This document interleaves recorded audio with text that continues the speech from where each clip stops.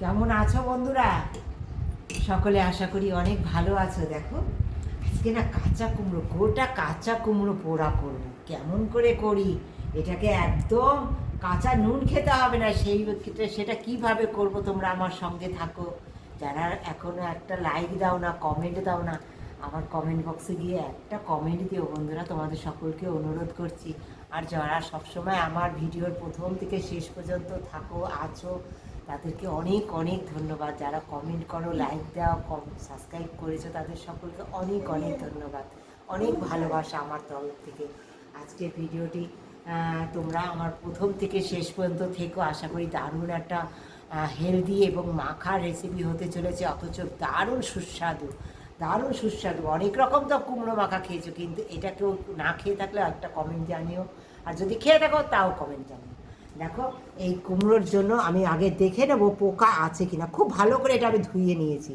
হ্যাঁ, কুমড়োটা বাজার থেকে আনা। এই দেখো এইরকমভাবে চিড়ে নিয়ে আমি দেখে নিচ্ছি ভিতরে পোকা আছে কিনা। আর দেখো সমস্ত জায়গায় আমি এরকম কাট লাগিয়ে নিচ্ছি। হ্যাঁ, একটু একটু অল্প অল্প কাট লাগিয়ে নিচ্ছি খুব তাড়াতাড়ি এটা পুড়ে যাওয়ার জন্য। আর এই ভিতরে দিয়ে দেবো এই লবণ।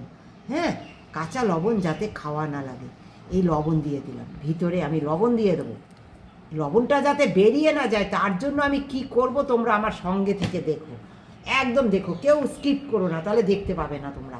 হ্যাঁ, একদম বুঝতেই পারবে না, যাতে লবণটা নষ্ট না হয়ে যায়।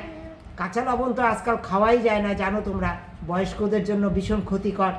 হ্যাঁ, তাই দেখো লবণটা দিয়ে দিলাম সুন্দর, এটা পরিমাণ অনুসারে আমি দিয়ে দিয়েছি। হ্যাঁ বন্ধুরা, এইবার দেখো এই যে আটা গুলে নিয়েছি, দেখো কতটা আটা, এই যে এইটুখানি আটা গুলে নিয়েছি। এই আটাটাই সুন্দর, আমি যাতে এই সবুজ অংশটা আমি খেতে পারি। হ্যাঁ, সবুজ অংশটা যাতে ফেলে না ধরে, কারণ সবুজ অংশ আমাদের শরীরের জন্য অনেক উপকারী, অনেক ভালো। তাই আমি এটা পুরো সবুজটা পাওয়ার জন্য আমি এই আটার প্রলেপ দিয়ে দিয়ে দেবো চুলোর মধ্যে পোড়া।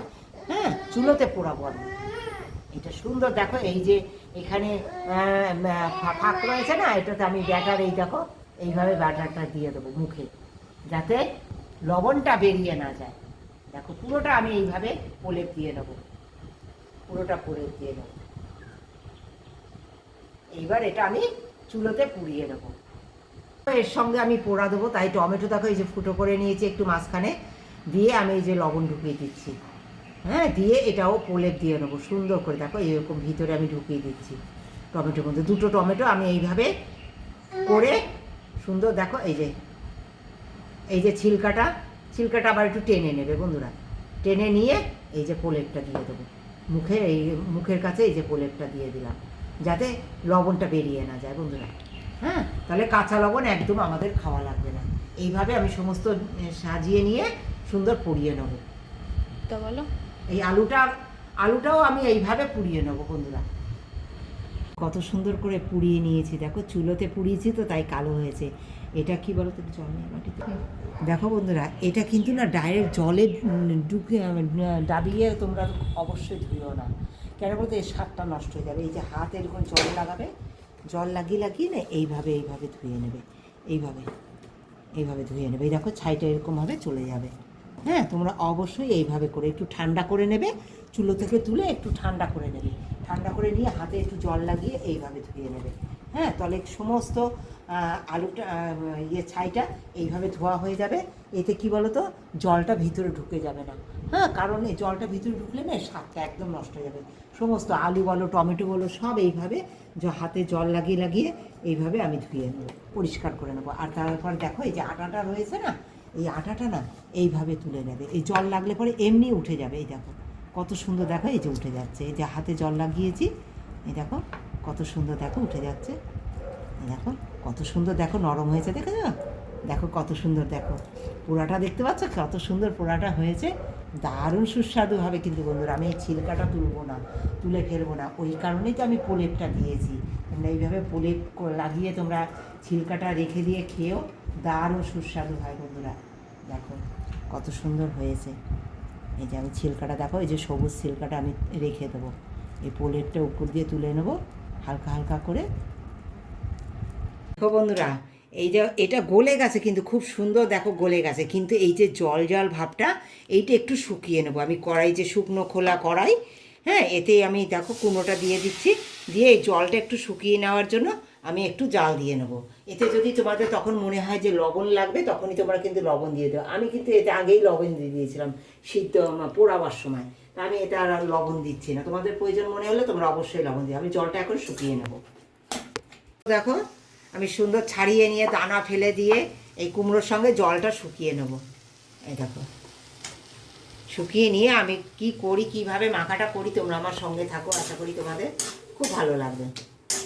দেখো শুকনো করে এই একটু শুকিয়ে নেবো, জোরে আঁচ দিয়ে দিয়েছি, একটু শুকনো শুকনো করে নেবো। মাখাটা খেতে না দারুণ লাগবে, যেহেতু পোড়া তো, পোড়ায় না জল জল ভাব থাকলে, কুমড়োতে টমেটোতে একটু জল জল ভাব থাকে না, আর ওই জল জল ভাবটা কাটিয়ে নিলে না দারুণ সুস্বাদু হয়, এক মাখাতেই খাওয়া হয়ে যাবে। এই যে কুমড়োটা টমেটোটা এইরকম শুকিয়ে নিয়েছি, খুব বেশি না, হালকা যে জল জল গলে যাচ্ছিলো, জলটা যে একদম পাশে চলে এসেছিলো না, সেই জলটাই খালি শুকিয়েছি, একেবারে শুকনো ড্রাই করে নিইনি। হ্যাঁ, এই দেখো এবার আলুটা আমি এর সাথে ম্যাশ করে নিলাম, হাত দিয়ে ম্যাশ করে নিলাম, কত সুন্দর গলেছে দেখেছো, আলুটাও খুব সুন্দর গলে গেছে।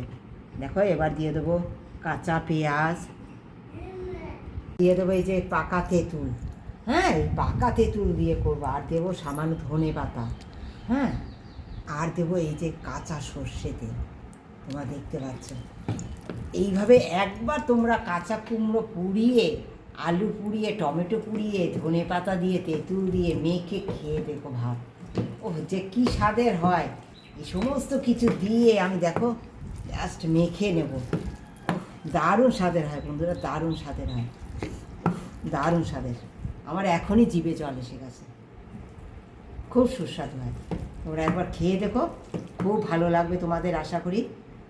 আমার এই রেসিপি যদি ভালো লাগে তোমরা একবার কমেন্ট করে জানিও, একটু লাইক দিও, যারা সাবস্ক্রাইব করেনি পাশে থেকে একটা সাবস্ক্রাইব করে দিও, নতুন বন্ধুদের সঙ্গে অবশ্যই একটু শেয়ার করে দিও। হ্যাঁ, তাদের কেমন লাগে অবশ্যই জানতে সাহায্য করো আমাকে। আর যদি ভিডিওটা ভালো লাগে অবশ্যই তোমরা নিজেরা বাড়িতে ট্রাই করে যাবে।